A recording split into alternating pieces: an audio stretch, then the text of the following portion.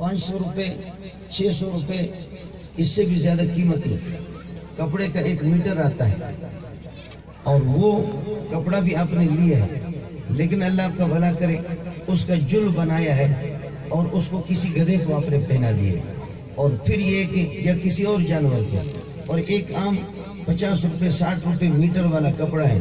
اس کو قرآن پاک کا غلاف بنایا ہے اور قرآن پاک کو اسی میں لپیٹا ہے، اور قرآن پاک کا جب وہ غلاف ہے تو میرے خیال میں آپ کو بھی معلوم ہے، مجھے بھی معلوم ہے، شرعاً بھی مسئلہ اس کی اجازت ہے۔ حضرت عمر جب باہر جاتے تھے اور باہر سے تھکے ہوئے امیر المومنین اور مسلمانوں کی خدمت میں لگے ہوئے جب تھک جاتا تھا، جب گھر میں داخل ہو جاتا تو قرآن پاک جس غلاف کے اندر اور جس کپڑے میں لپیٹا ہوا ہے، قرآن پاک کو اٹھا کر کے اپنے آنکھوں سے بھی لگاتا اور سینے سے بھی لگاتا اور اس کا بوسہ لیتا، کہتا ہائے اب دل ٹھنڈا ہو گیا۔ اب یہ جو کپڑا ہے 40-50 روپے میٹر والا اور وہ 600-700 روپے والا میٹر والا، اس کو کسی جانور کو آپ نے پہنا دی، اس کی کوئی قیمت نہیں ہوگی۔ اس کی قیمت اس وجہ سے بڑھ گئی کہ قرآن پاک کا غلاف بنایا۔ اب اس کو بڑا آدمی چھوٹا آدمی ہر مسلمان نمازی غیر نمازی آنکھوں سے لگاتا، سینے سے لگاتا، اس کا بوسہ لیتا ہے۔ آپ اپنی مثال اور میری مثال بھی اسی طرح سمجھیں۔ انسان بحیثیت انسان اس شکل و صورت کا مالک اور اس ڈھانچے کا مالک، اس کی کوئی قیمت خاص نہیں ہے۔ ہاں یہ انسان یہ جب اللہ اور رسول کے ساتھ اور قرآن پاک کے ساتھ اپنا تعلق جوڑے گا تو پھر یہ قیمتی ہوگا، اور ایسا قیمتی ہوگا کہ سورہ دخان کے اندر ہے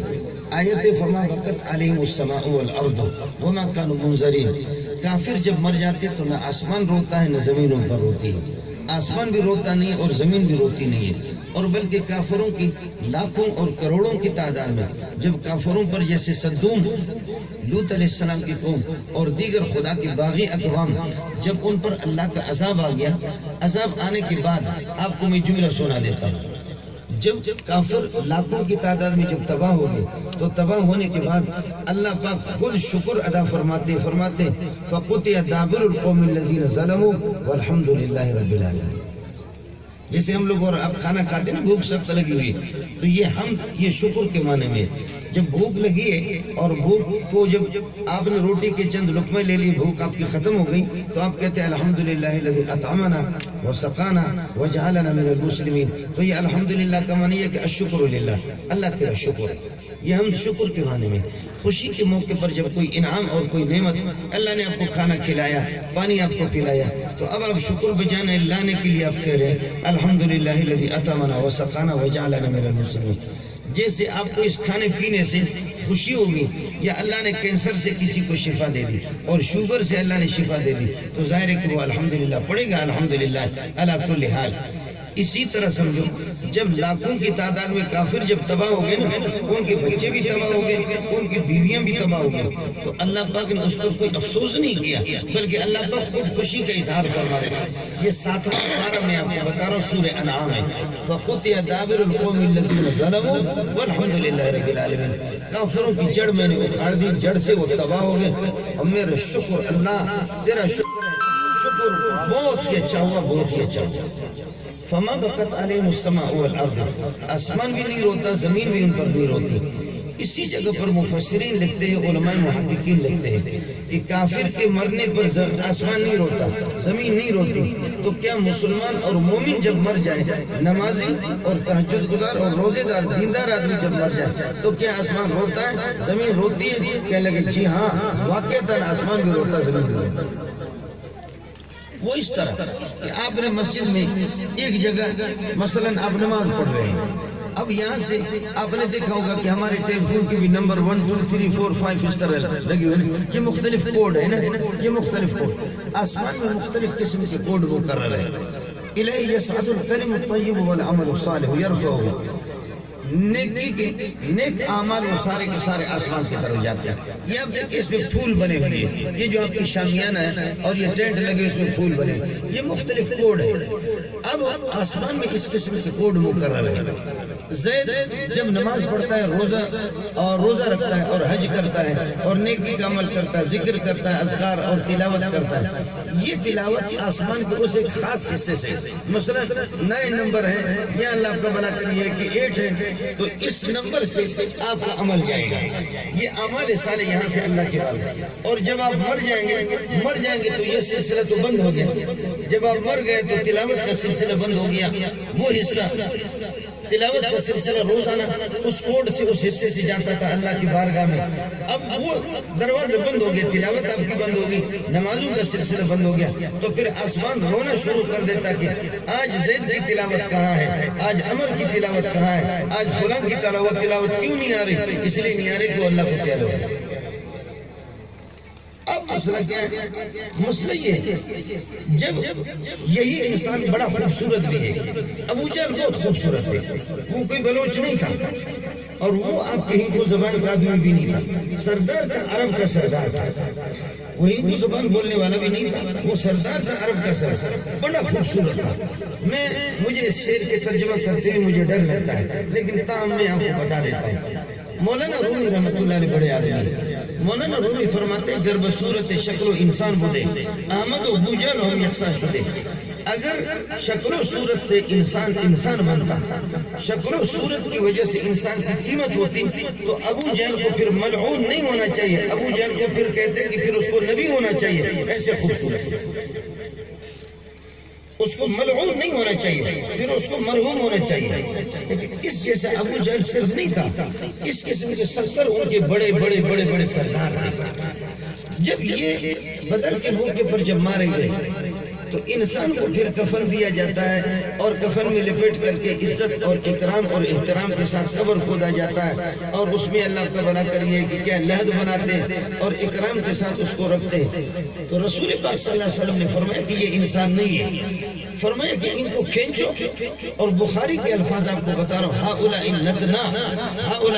یہ بہت بدبودار قسم سے، مجھے محمد کو بدبو آتی ہے، میری اور آپ کی بدقسمتی، مجھے اور آپ کو مسلمان سے بدبو آئے گی، کافر سے میں خوشبو آتی ہے، جبکہ بدبودار کافر، میرا اور آپ کا ناک اس طرح خراب ہو گیا، ہماری آنکھیں اس طرح خراب ہوگی، بھنگی گند صاف کرتے کہیں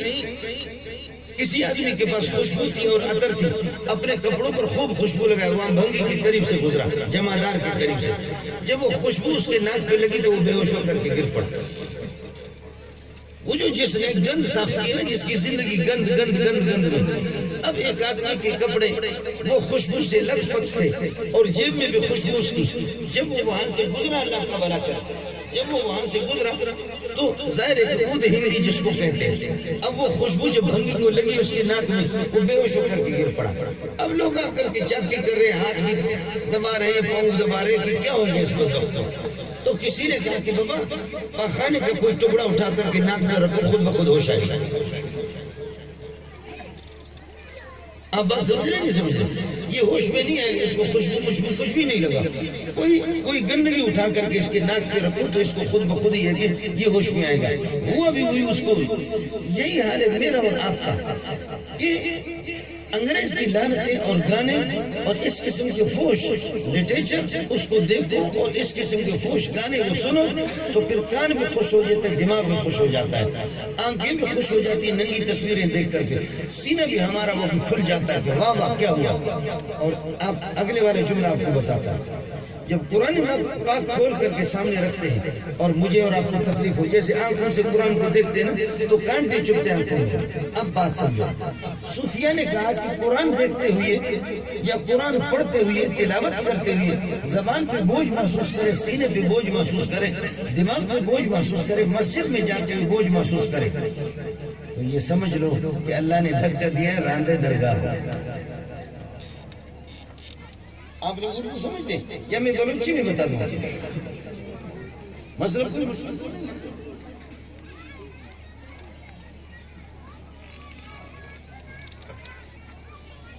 جنس کو یہ حکمہ اور آپ کے اطباء اور سائنسدان، کبوتر اسے محبت کرے گا، وہ مجھ سے نہیں کرے گا، بلیوں کے ساتھ ان کا تعلق ہوگا، آپ سمجھ رہے ہیں؟ اور کتوں کا کتوں کے ساتھ تعلق ہوگا، خنزیر کا خنزیر کے ساتھ تعلق ہوگا، گائے کا گائے کے ساتھ تعلق ہوگا، کلت جنس و با جنس و پرواز، کبوتر باز و با باز، جنس جنس کے ساتھ مانوس ہوتا ہے۔ اب سمجھو، جب میں مخلوق کی کلام سے خوش ہو جاؤں، مخلوق کی شیطانوں کے گانوں سے خوش ہو جاؤں، اور اللہ کی کلام کی تلاوت جب میرے کانوں میں پڑے،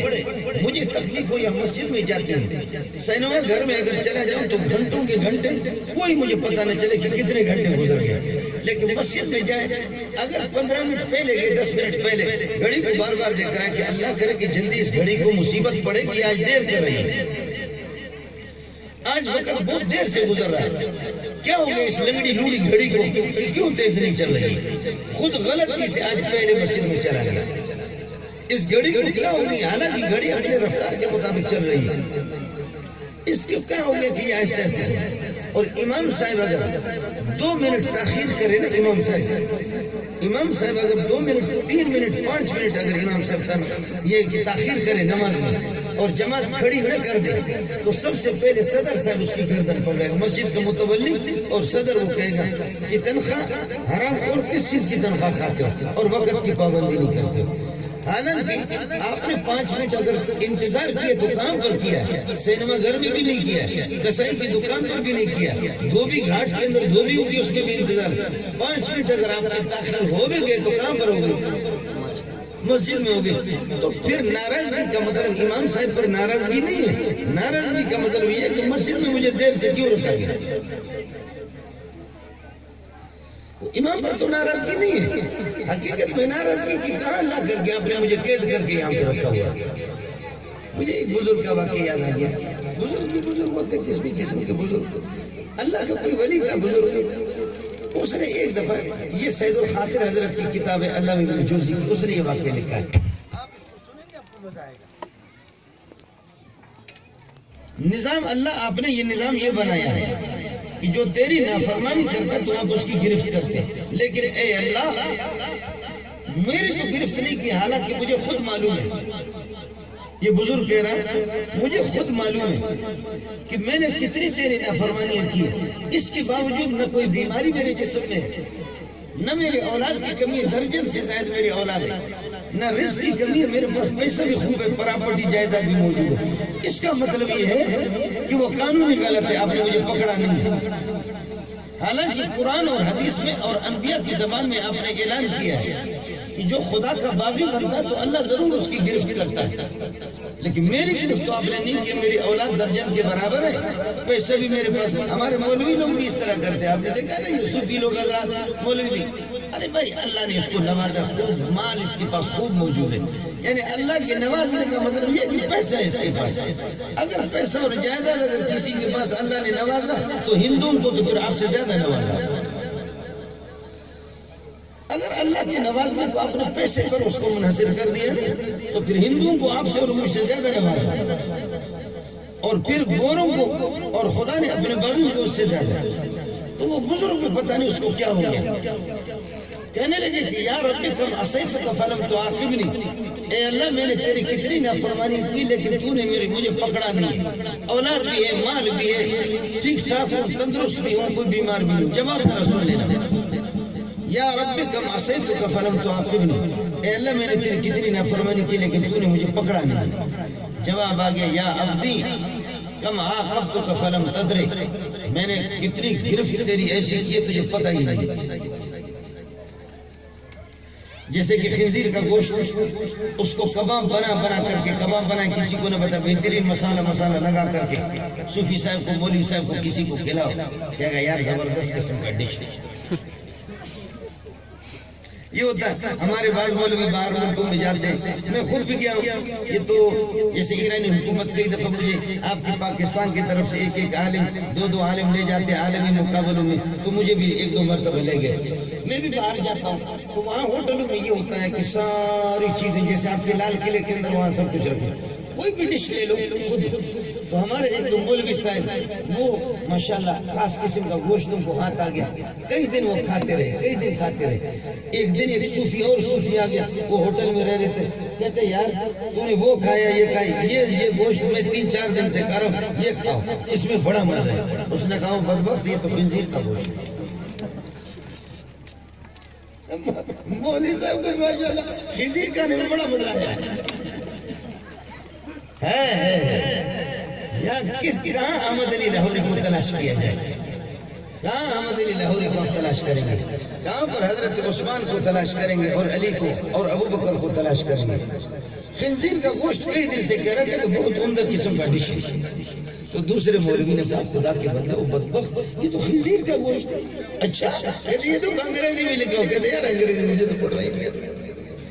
دبا کر کے کھا. تو بزرگ نے کہا اللہ میں نے آپ کی نافرمانی کی لیکن آپ نے مجھے پکڑا نہیں. اللہ نے فرمایا ایسے پکڑا کہ تو سمجھتا نہیں. اللہ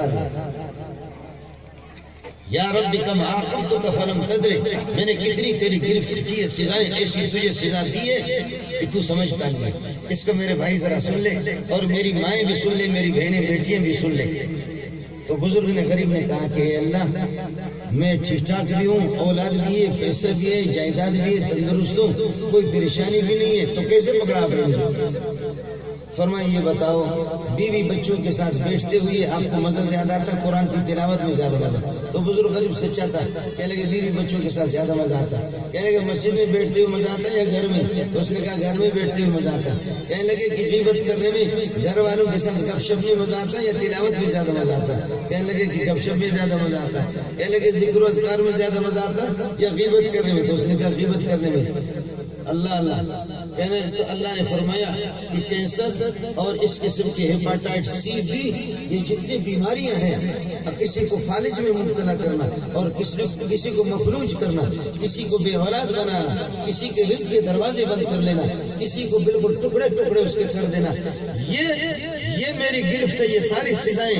یہ سزائیں اس کے مقابلے میں کم ہیں جب مسجد کی حلاوت, قرآن کی تلاوت کی حلاوت آپ سے میں نے چھین لیا. تلاوت میں جب آپ کو مزہ نہیں آ رہا, مسجد میں بیٹھتے ہوئے مزہ نہیں آ رہا, ذکر و اذکار میں جب آپ کو مزہ نہیں آ رہا, میری کائنات میں اس سے بڑی سزا کوئی نہیں ہے. ویڈیو کے نیچے سبسکرائب کے بٹن پہ کلک کریں, بیل کے آئیکن پہ کلک کیجئے تاکہ ہر نئی ویڈیو کی نوٹیفیکیشن آپ کو مل جائے.